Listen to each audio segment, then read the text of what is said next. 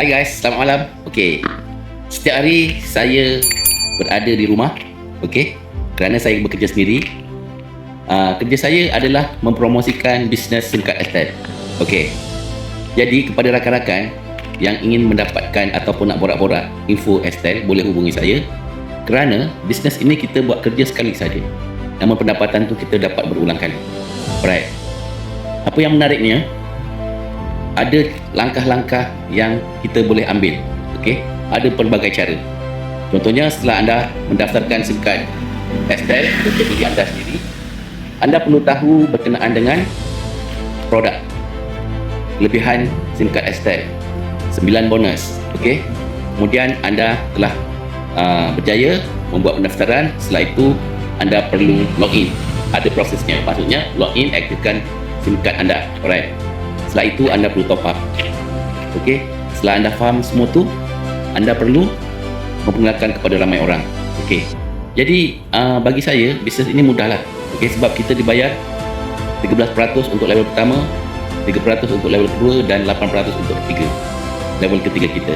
Okey, jadi apabila pendapatan kita telah meningkat pada RM500, okey, daripada elite member kepada ambassadors member, kepada senior ambassadors, okey, dan kita akan menikmati komisen tersebut selagi pelanggan kita top up. Right. Seterusnya, apakah yang perlu kita tahu? Kita perlu menguasai kemahiran pada diri sendiri. Apakah kemahiran kita? Alright. Bagi saya, cara antara yang mudah adalah video call kepada kontak list kita. Alright. Jadi manusia ni ataupun pengguna handphone ni dia berbeza-beza.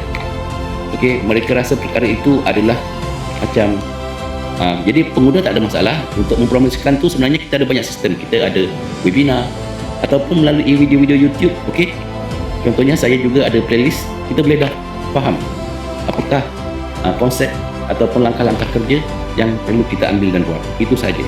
So, pada rakan-rakan yang berminat untuk mengetahui lebih lanjut, boleh hubungi saya, Abi Hafiz.